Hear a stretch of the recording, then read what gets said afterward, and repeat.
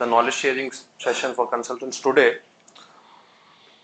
So the first thing first, we have to understand what is logistics and what is supply chain. People basically nowadays think it's the same. It's not the same.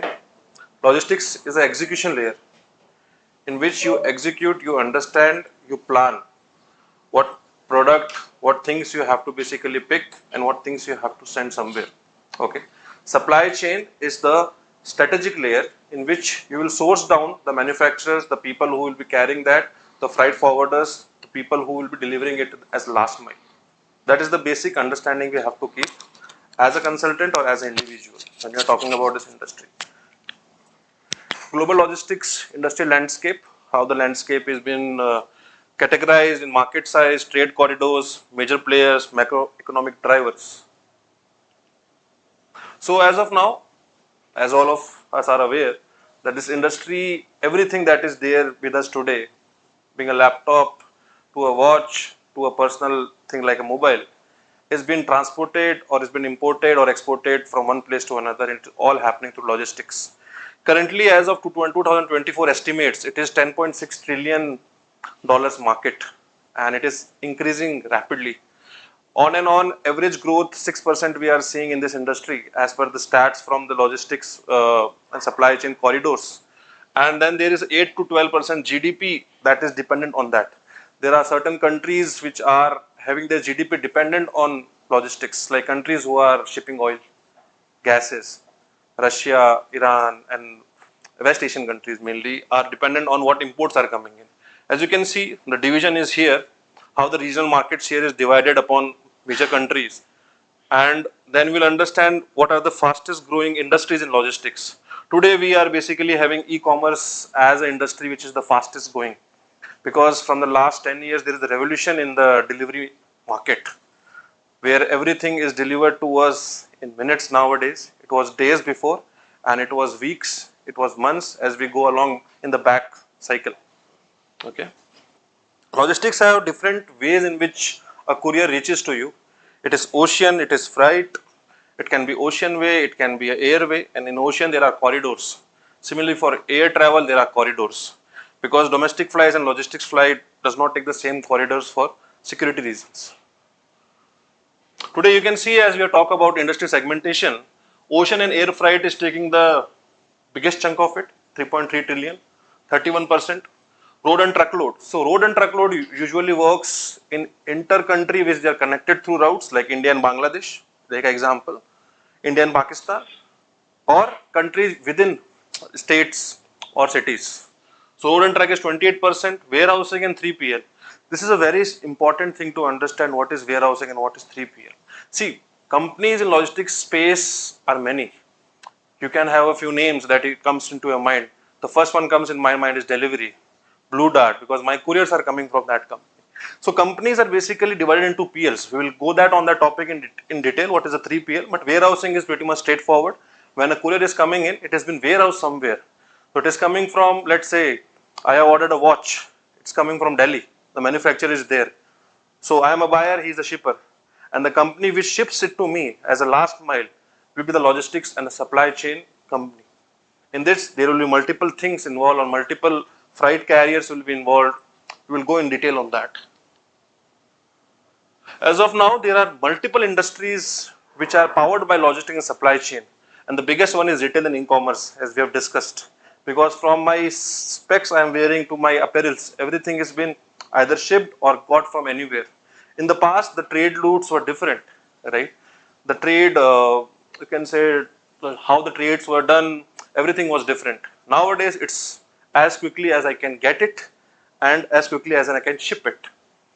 And manufacturing automotive is a industry which is picking up and which is from the past 100 years, this industry where people manufacture things, they trade, and then trade basically happens through various freights, ocean freight, air freight, or road freight. Then the pharma and healthcare is a big industry. It picked up in the time of COVID a lot, where medicines were shipped from multiple countries, and India as a country which manufactures pharma products a lot, and there are countries in which we are having FTA, free trade agreement. So our products go, we export a lot. And import and export also is related to logistics, where we are basically having our GDP dependent on that in some way. Energy and mining is something over dimensional cargo. So energy and mining, it depends what kind of cargo is coming in. So in energy, we have oil, gas, everything. If that is coming in, or it's the material that is used to extract oil from the ground, the metal, the machines that is coming in. It depends. Agriculture and food. India is exporting country which exports a lot of agriculture. So that is a 7.8% of the whole market. Technology, electricals, fashion apparels, construction and real estate is a 12 trillion industry. This is from the past. So construction is an industry which is ever growing and will grow as per the stats. Some of the top logistics players worldwide are DHL, Amazon, UPS, FedEx, and these companies, you can see the revenue numbers, 93.3 billion, and where they originated from, what kind of segment they are doing. So we have to be wary what kind of segment we are looking at here. So segments basically are full service, e-commerce. You can see there are some are freight forwarders, some are brokerage, some are ocean 3PL. What does this mean? Some companies only do a part of logistics where they do freight forwarding. Freight forwarding means that I am a buyer, someone is a person who is shipping that product to me. I will hire you to handle my end-to-end logistics cycle. So you are a freight forwarder for me. In that process, there will be multiple sub-processes involved. Like I want to send something from here to, let's say, USA.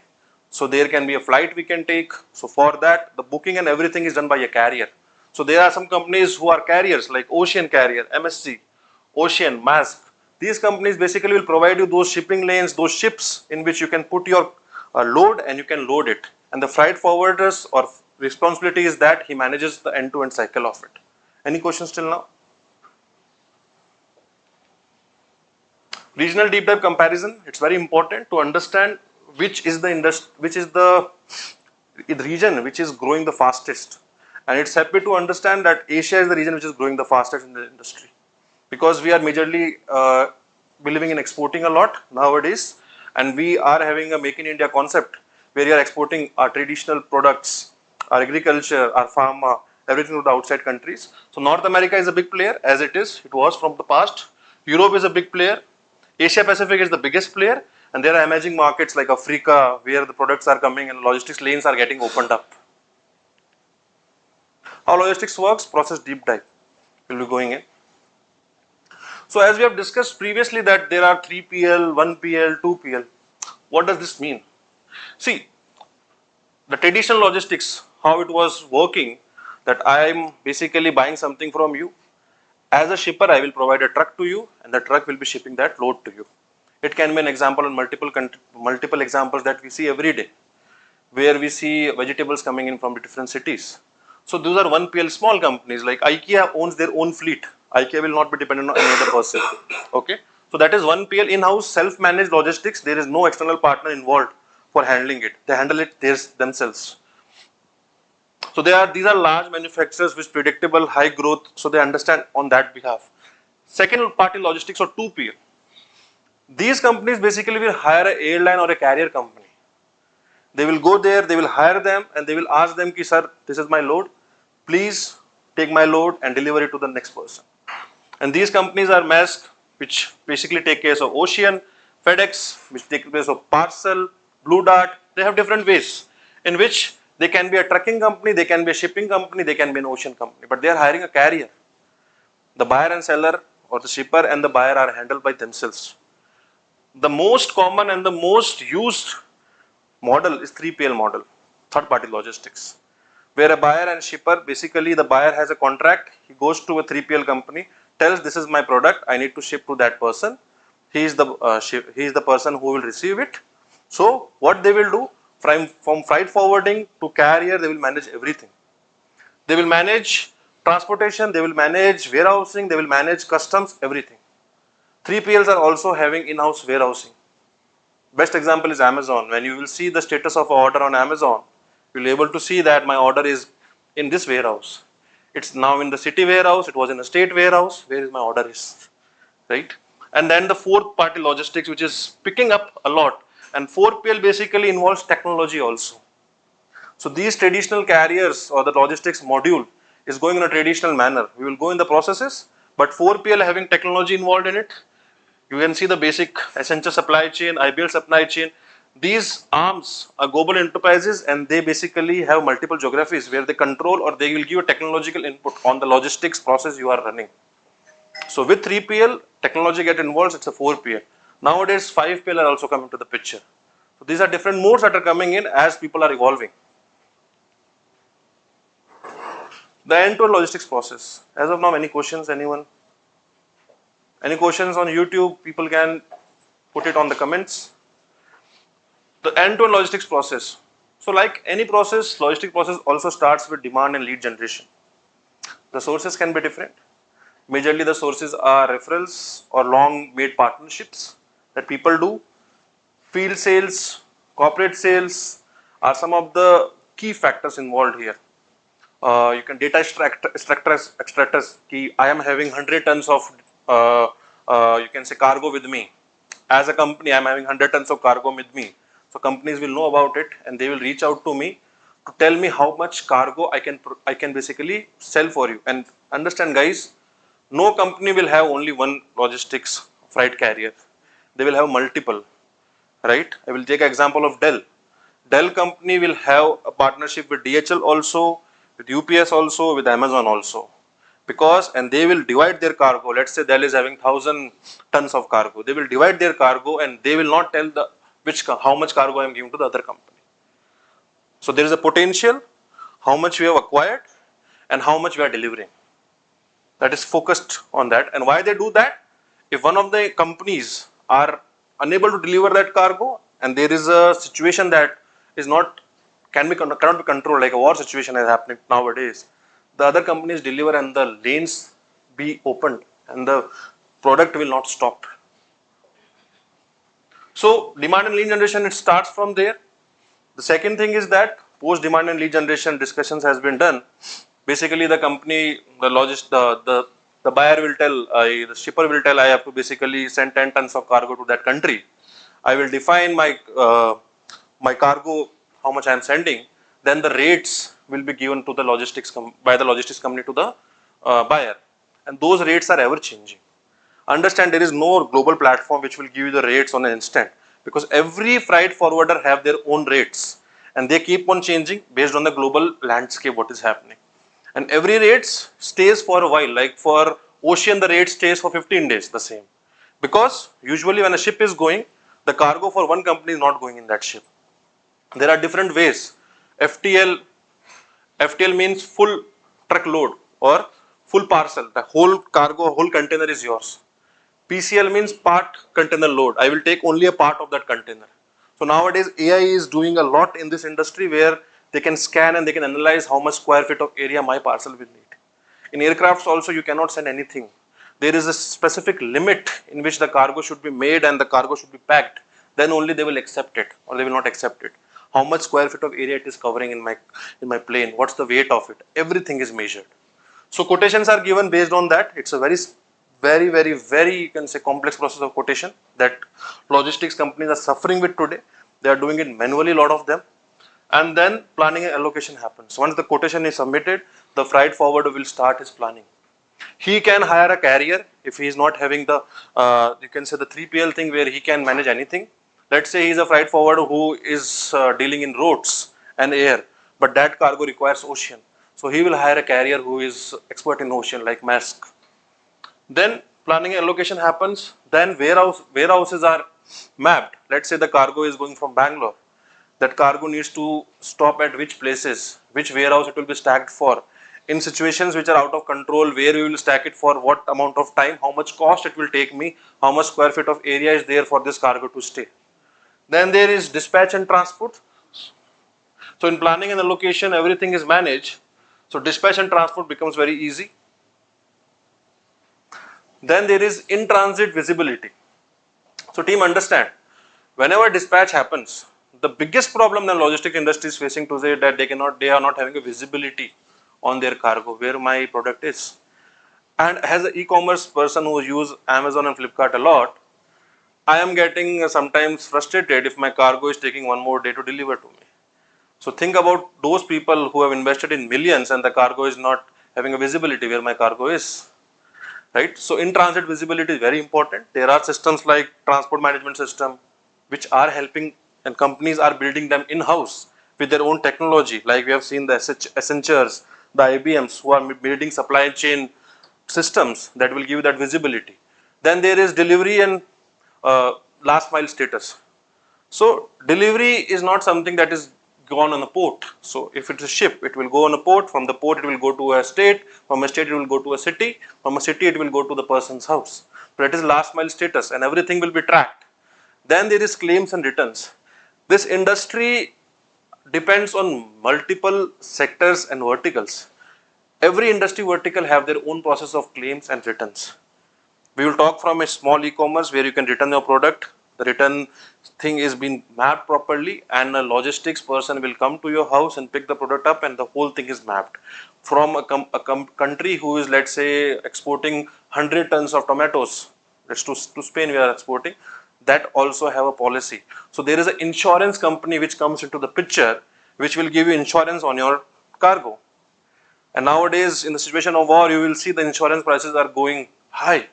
So the cargo which used to cost me 10 lakhs and 2 lakhs insurance was there for that cargo. Nowadays, my cargo is of 10 lakhs and the insurance company is asking me for 8 lakhs because of the war situation. So, and the next thing is billing and service. These companies are very robust. They have long made partnerships. So billing and service basically is done manually nowadays. But there are systems like Oracle where the billing has been managed by them. Any questions on this end-to-end logistics process? And this is just a base of those processes. In each process, there are a lot of line items and workflows which we'll be discussing in the next coming sessions. So any queries on this, or we can move forward?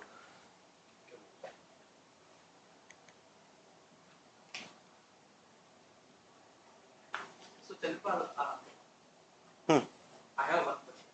So, there are two types of e-commerce we are running right now. One is like Amazon, Flipkart, large scale they are doing. There's a buyer and there's a supplier. And as an end consumer gets the product. And now there is a Zepto and like a Blinkit. How the both supply chain processes are the different? I believe that they are using the dark store and one is just buyer to supply. What are the exact difference between these two processes and how it will be impact the internal executions? It's a good question, Anurag. You have already answered the question by saying they have a dark store. See, Amazon, Flipkart, they have huge warehouses and they have a capacity where they can put the inventory with them and they can hold the inventory for a longer time because their pockets are very deep. And the delivery time takes time because most of the inventory is stacked in warehouses which are very big. And these warehouses usually are in places which are remote. Because in a city, if you want to buy a warehouse, the space will be limited. So Amazon, Flipkart warehouses will be very huge, and from there are sub warehouses, city-wise, state-wise, district-wise, that Amazon has set up in the last 20 years. Zepto and Swiggy, what they are doing, their inventory is very small. What they will do, they will understand from the technology what are the key items that are selling, and you will not believe there was a podcast that Dipender Goyal has done on Zomato, where he is telling we understand the customer behavior. What's the most ordered product in the last 3 months by this customer in this region? How many customers ordered it? They will stack their inventory accordingly by the use of technology. And they are making dark stores in a visibility of kilometers to achieve this. And this is a very good question because in countries like US, in countries like UK, Europe, this 10-minute delivery is not possible as of now. These people are amazed when they came to know that 10 minutes you will get anything, because opening dark stores at every level, having those delivery guys sitting there to pick up your order, that is a very complex logistics process that they have made, where technology is playing with the logistics and the transport is done by a person physically. So all three things are key to it, and it is well managed, well stacked, but it is a very costly behavior that is happening, and generating profits out of it is becoming difficult. You will see companies struggling, like Zepto is struggling, Swiggy is struggling. And why each company is doing it if it is not a profit making model? Because they know if we expand in this, or if we basically get the whole market in this, we will be profitable. Like Amazon was not profitable in India for around 6, 17, 18 years. Last 2 years they are profitable. So it's a long term strategy. So 10-minute delivery is not good for the people who are delivering it, but it's good for us if we are receiving it. Yeah, just to add to what Chandrapal said, your Zepto, Insta, Blinkit, they're also called as quick commerce. Yes. So there's a difference between e-commerce and quick commerce. Quick commerce, it is possible in Europe also. It is possible in US also. Why it is not possible? Because the labor cost there is very high. Whereas in India, since the labor cost is very low and or cost is also very low, property cost, so it is possible to deliver. But is it required? I don't know. But it's how It's a we, habit making formula yeah, that they are doing with it's us. like how supermarkets came into reality. Before that, what you people may not know. I used to see my parents go to a ordinary Marwadi shop with a list of things, give the list to him. They'll say, okay, I'll finish my shopping and come back. You pack it and keep it. Used to be an So he will pack it everything and keep it. You go, take it, pack it, put it in a bag, pay him and come.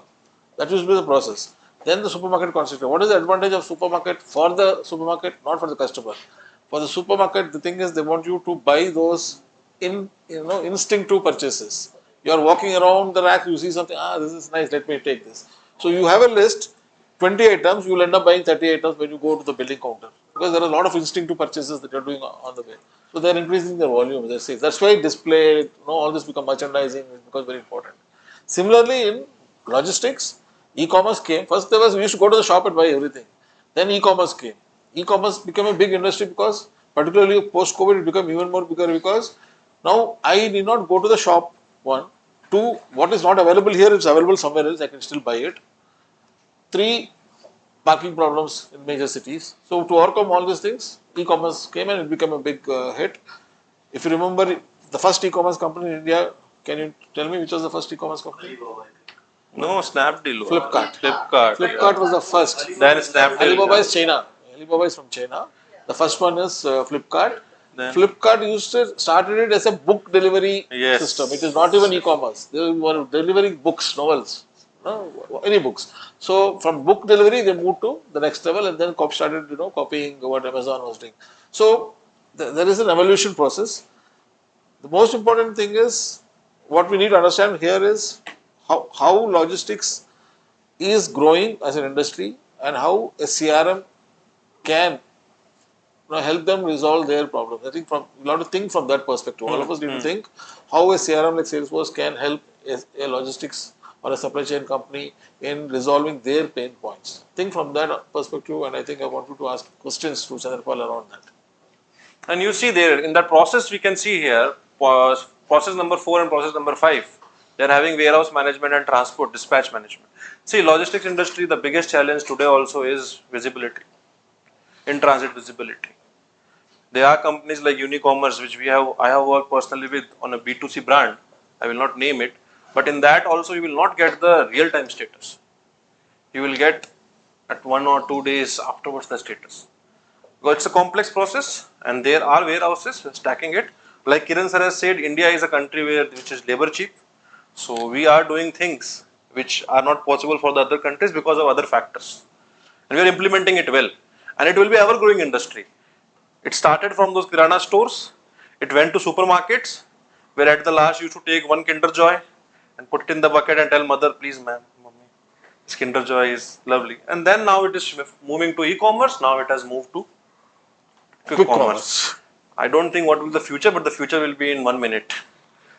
There is a shop in every society. They will deliver from there. And what is interesting to know is AI plays a very important role in this quick Yes. commerce Yes. Yes. industry. Yes. They use a lot of AI to predict what are those fast moving items in each of those pockets within the city. Every 3 kilometers there is a store, warehouse, a small warehouse, mini warehouse, and they only store items that move fast in that locality. Yes. It's like a medical store. Medical store doesn't keep all the medicines in the shop. They'll only keep medicines that are prescribed by the doctors around that shop. Same way, quick commerce.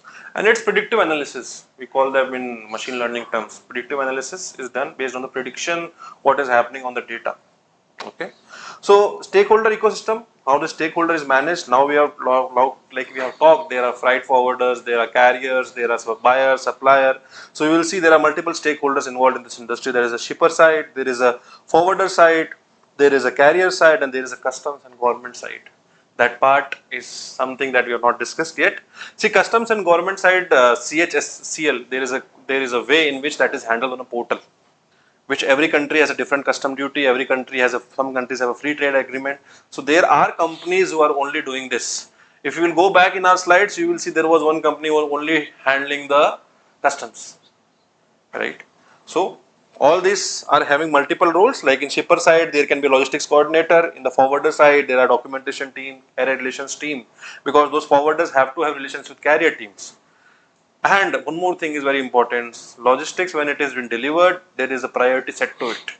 Some items have a tendency to expire in a few, like vegetables is very important.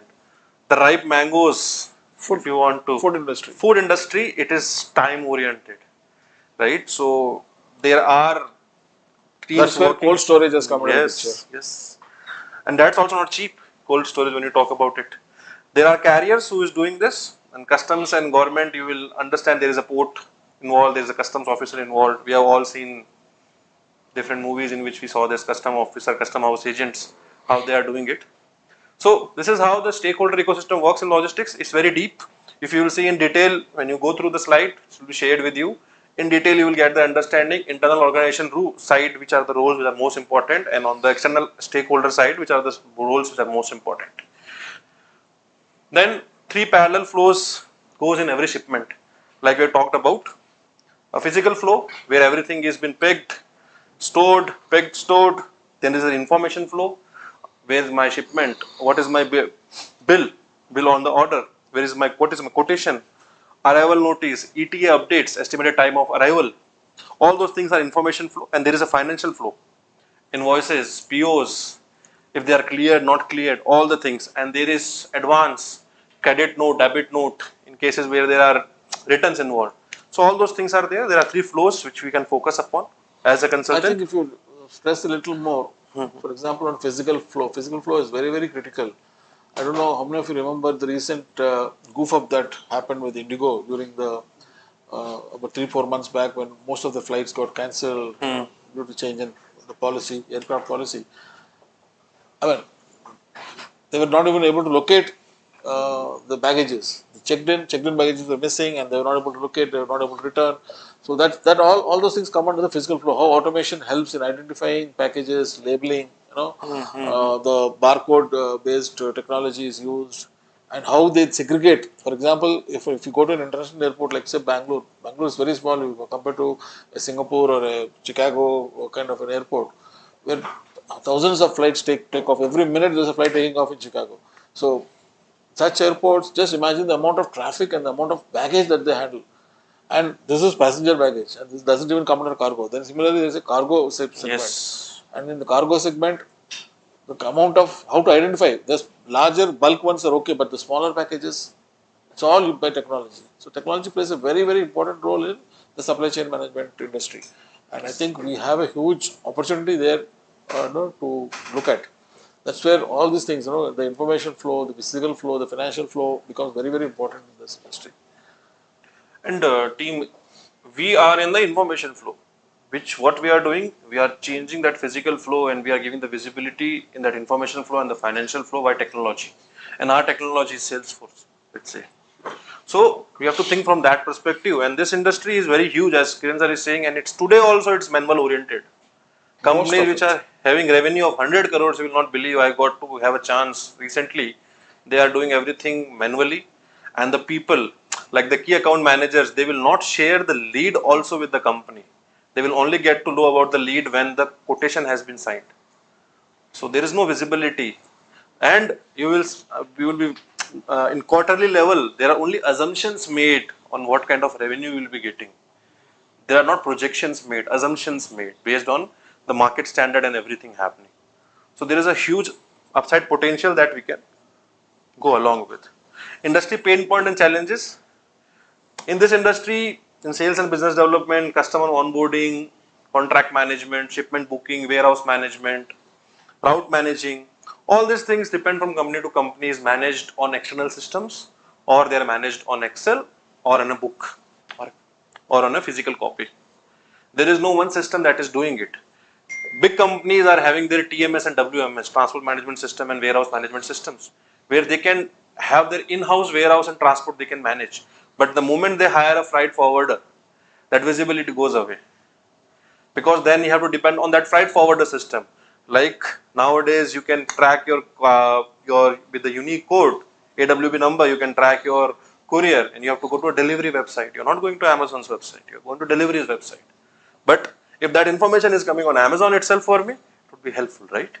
So that's a breakage where one system can handle everything. The system is not there in this currently in this industry. What we have thought of, there are parts of it created, like Oracle has created a supply chain system, which will tell us which route we are taking. Is it a Swiss Canal route, let's say for ocean? Is it a Strait of Hormuz? You have seen what situation currently. Which route we are taking and how much cost that route is we are occurring. Okay. So in detail, from the name itself, you will understand why these are problems for that. Customer onboarding, there is no visibility. Contract management are happening on external systems like Oracle, but those needs to be visible to the person who got the opportunity and the end user or the person who will get the invoice. So visibility is on the emails, and there is no one place where they can understand and do analytical survey and do some you can say forecasts. See, customer onboarding and contract management are something that can be easily picked up by us on Salesforce. Yes. Contract management, we are already doing it for real estate. It's the same thing. That doesn't change. The process is same. Right? Only the industry changes. Warehouse management also from the inventory management workflow, where we have a unique QR code for every Route product. planning. Yeah. Route planning also is there. Fleet management also can be done. What is fleet management? Sir, dispatchers and drivers. So I am a dispatcher. I will load my product in your truck, and you are a driver. So they are managing a fleet, and it is not one truck. You will see on this road of Outer Ring Road, you will see there are what's are the yeah, lot of cargo going on in 6-7 trucks. That's a fleet for me.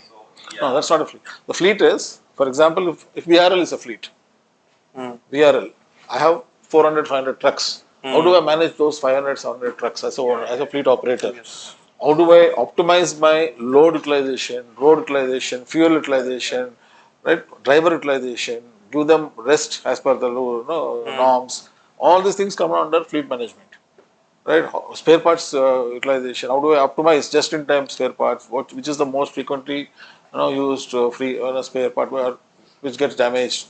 So all these things come under fleet management. And there are others like custom documentation. There is no visibility because there are different portals that is going through. So if we give the option of uploads in our system, that can be managed at one inventory where they can see everything up and they can make those decisions. Partner vendor management, like if I am a freight forwarder or I am a carrier, I have partners, or if I am a logistics company, I have to manage the vendors who are helping me out in like it's a truck carrier or it's a ocean carrier. So it's a multiple relationships that are happening. Delivery tracking was of the most important thing. Customer support, it's very painful in logistics industry, right? Because delivery planning or the real-time status is not there with them also. They're also going on different systems to get it. So, and billing and invoicing, analytics and reporting is a pain point for the logistics industry because there is no one system. Now, companies like DHL, companies like UPS are using Salesforce CRM currently, but in a very small extent of Sales Cloud or Marketing Cloud.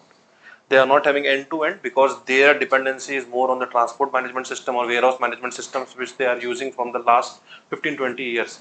But with the coming of AI, agentic AI, those companies are also thinking again how we can use Salesforce more, because one license we were getting multiple things, right? And one system is something people are focusing upon.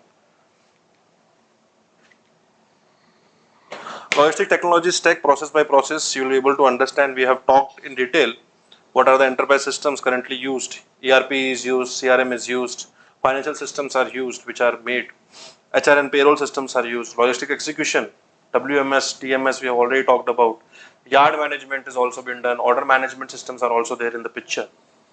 Okay, visibility and intelligence, there are some telematics or IoT nowadays is very common where they get that information.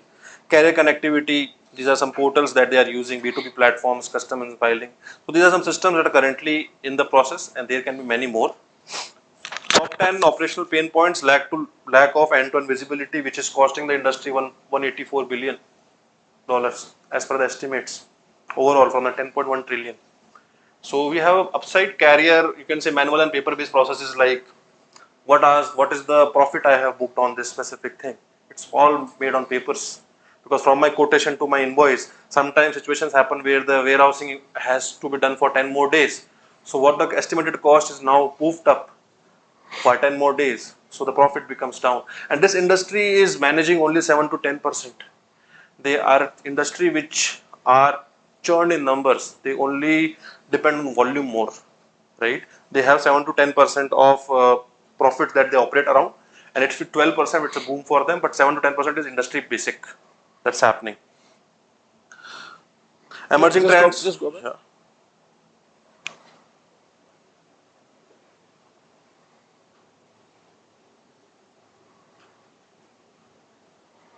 I think this slide is very important because I think you can see the pain points, the 10 pain points, there could be more. These are the 10 main critical points. So if we are able to give some solution, right, starting from digitalization of the whole process to This returns management, I think that this CDR speaks. NDR is very important. Chandrapal, I have a question. What do we understand by demurrage and detention penalties? Pardon me. Demurrage. Let me answer this question. Demurrage is, as a customer, you are booked and it has been delivered. Let's say you booked a parcel from here to Bombay. You're as a company, as Utility Labs, you booked some parcel, 1 ton of load. It has gone to Bombay. The transporter will keep the packed parcel in his warehouse for a maximum of 10 days. It will be there in the contract, 10 days, 15 days, 30 days. After that, for every additional day that you keep the stock in his warehouse, you will have to pay damage. That's a cost on you. That he will not bear the cost. Because there is a cost for warehouse, right? So it's in the contract. It can be 10 days, it can be 15 days, it can be 1 month. You have to go and take it before that. Pick it up. So that's demurrage cost. Detention penalties are also similar to demurrage only.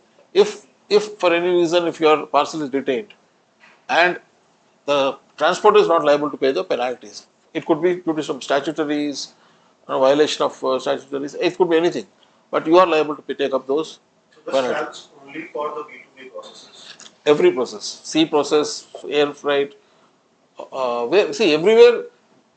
It is not only B2B, even B2C also. Suppose you book a parcel and if you don't pick up the parcel, you travel somewhere, you are out of the country and you say keep it and come and take. If it is in the contract, you will have to go and pick it up within that time. Normally it happens in B2B 90% of the time because that's where large space is occupied. Containers. The containers, they want to utilize containers.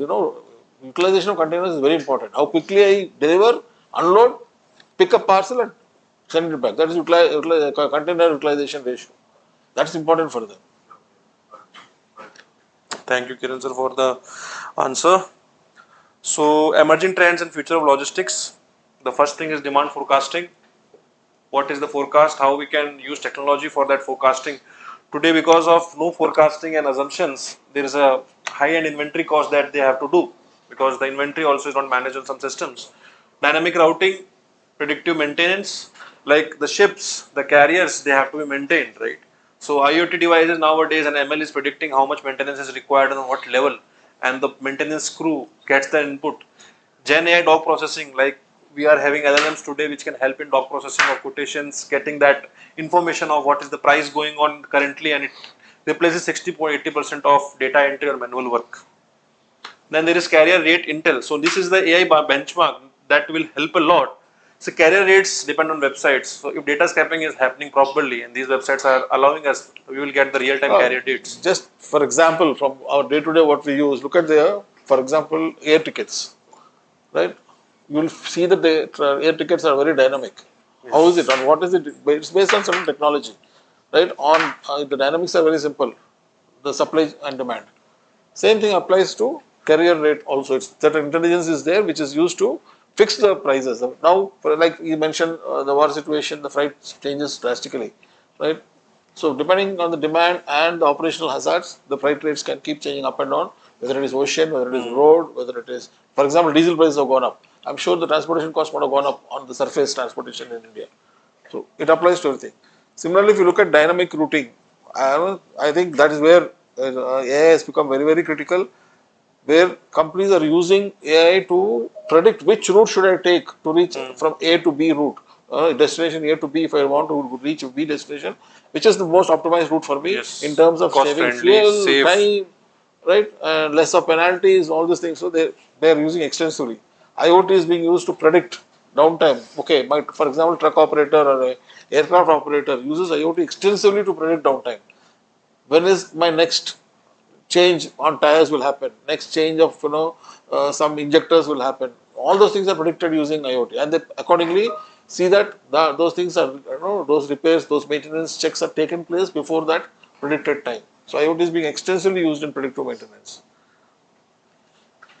Demand sensing is also one of the things now it has been picked up currently. And demand sensing, you have custom agents who sense the demand, and they see the global and global, you can say, how globally things are going on, Socio-economic social situation. economic situations, how the routes are being currently managed, where is the, so it depends on what things are getting imported and exported. It all depends on that. We also get export and import metal. We also export and import gold, right? So those all things matter a lot, and AI is helping seriously in this.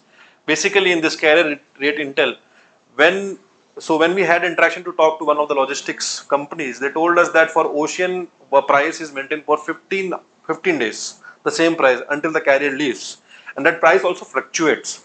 But if I will talk to you and I will ask a price and you give that price, if I block it for me, that price will be for the price that I will be putting my load in. If that increases or decreases the next day does not matter. For air, it changes in every 2 hours. It's more dynamic. For road, it's more dynamic, changes in 1 hour. Right? How many orders I am I getting? mean, you can see the bus tickets weekends it suddenly goes up. And the best example is the unfortunate Pahalgam attacks when they happened. So the prices of airlines skyrocketed to 73,000, where government has to come and intervene and to make that prices sustainable for the people who are there as tourists. So it depends on what kind of atmosphere is there around you globally, socially. Autonomous and robotic logistics, nowadays it's very important in warehousing and autonomous trucks, drone delivery, everything has been looked into, and it is basically reducing the cost, the labor cost and the warehousing cost for these companies, where they have they can nowadays go into micro fulfillment journeys where they have the end to end visibility of their inventory, and technology is enabling that. So these are some of the things that are currently being looked into, and robotics is one of the major part. Boat automation is something that has been looked into a lot. Nowadays, Rotterdam and Yangshan Post in China, they are 80% automated. There is no human interference required there. The ship will come, your load will be down, you will be having a unique number. From that, the load will be going in which warehouse, you will get the notification, everything has been noted. The yard management, the order management, all systems are been integrated and you have the access to it as an end user. Industry fundamentals and vocabulary, these are some things that you can look into. What is BOL, what is 3PL, 4PL, TMS, the vocabularies that we use in this industry. Industry acronyms are the same. Thank you. So this is the first session that we had on logistics, where we had an overview of industry, how this industry is working and how the supply chain industry is working.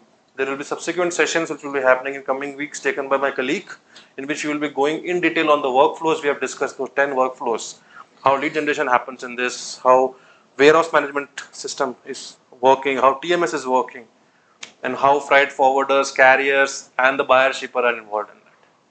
Thank you everyone for your So time. just go back one slide. One more. One more. Okay, there is a word here, autonomous trucks, platooning. Can somebody tell me what is platooning? 10% fuel saving via platooning. The word sounds very sexy, but it's a simple concept where a group of trucks go together. Yes. It's not, one truck leaves now, one truck leaves. So if the destination is common, let's say Bangalore, Chennai, my 5 trucks are going today. The fleet operator will ask them to go together, all together, one behind one, one behind one. Just 10, 5 to 10 meters gap they keep, and they keep, so that speed optimization, all the trucks are going at the same speed. The first one is known as the lead truck. The moment he applies brakes, all the other also keep applying brake. So there's a lot of optimization happening on braking efficiency, drag, and because of which fuel efficiency is seen. This is more common in European and American markets, not seen much in India. In India, mostly warehouse robotics is actually. robotics market. Amazon uses it extensively. Forget Amazon. Supermarkets are using. They Not are even mostly like having those warehouse robots and then where you can. line follower robots and all, which is kind of picking up the trolleys. I mean, the very, what do we call it? Pallets. Okay, pallets of the very items. And the very manual intervention is kind of being reduced to absolutely zero. Okay, Even billing also, no? Nowadays, you can pick up something, put it in your cart, it is built. Yeah. Just put, it's Conveyor built. system is also there. So, And then you need not go again and stand there and build it. Everything is, the moment you put it in the bag, it is built. And team, there is one more thing we can focus upon, this terminology CHA. CHA are very important in logistics process because they handle the customs duties, penalties. So these are custom house agents which are there on ports. Okay, and So they there are basically 3 or 4 elements in a yeah. supply chain management. Yes. Your transporter, Yeah. your carrying and forwarding agent, your Yes. CHA. These 3 are Yes. very Yes. critical. Yes. So we'll have one slide for that also, that we will go again. Yeah, that's one. This ones. No. Next one. This Okay. one. Yeah. Yeah, the carrier, the forwarder. The buyer also. Of course, it starts with the buyer and ends with the buyer. So carrier forwarder, and some companies are doing the carrier thing also. They have their own they are the forwarder company which have carriers. So they become a 3PL or a 4PL for us. But some companies specifically like Maersk, they only handle the ocean cargo a lot, right? So that's the thing. Any more questions? You can reach out to me, Solina, or Abhishek. We are doing for internal understanding. We are trying to create some internal assets on Salesforce for this. So we are looking on this industry for this quarter or next quarter for you can say implementations. So Just yes. one last point that I would like to add to whatever Chandrapal. Chandrapal, it was a good presentation. I Thank think you, it sir. was a lot of research done, and I think it was very useful. One last point that I would like to add is the importance of this industry is so, like he was talking about GDP. So for every 1 rupee that you spend, or every 100 rupees that you spend for any product to manufacture and to reach the last mile, 10 paise goes into, or 10 rupees go into logistics. So 10% of the GDP is logistics. So that's the kind of importance logistics and supply chain management has. For large organizations like large manufacturers, supply chain management is very, very critical, because gone are the days where they will stock raw material in bulk. Okay, they will only stock this. There's something known as just in time in supply chain management, right? So, for example, a car manufacturer, he doesn't manufacture everything, right? He's got an assembly system, and there are vendors who supply raw material. Tires are supplied by the tire manufacturers, batteries supplied by the battery manufacturer, right? The lights, headlights are by somebody, the plastics are by somebody, the rubber is by somebody. Everything is everything they order all these things based on their prediction. What is it I will require for this month? How many cars are manufacturing this month? For which model? Which spare part I will require? For 10, if I am going to manufacture 1000 cars today this month, for those 1000 cars, what I require? Probably another 100 cars extra is what I will order. Rest of it is all based on my prediction, every month's production planning that I have, and then I procure those things. So, my vendors should be ready to supply me just in time without me leading to a situation where I am out of stock. At the same time, material reaching me just in time, not making me to stock it for 10 days or 15 days an extra, which is cost for me.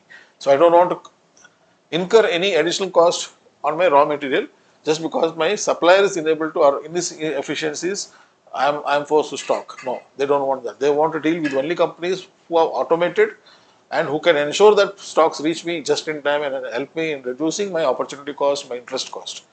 So that's the kind of importance this industry has. So it is growing rapidly in India. So I think this is a great opportunity for us as an IT company to see how we can help automate, digitalize, our customers, because this is something that from a CRM's perspective, I don't think many companies are actually focused on. Most of us focus on manufacturing, retail, real estate, retail, other industries. But I think this is one industry which is an outlier, which can definitely give us the first step advantage if we start moving in and focusing on this industry. Okay, thank you, Chandrapal. Let's Thank meet you, next sir. week. And we have done an implementation of load share also, which was kind of in that domain only. but not full end to end. Thank you everyone.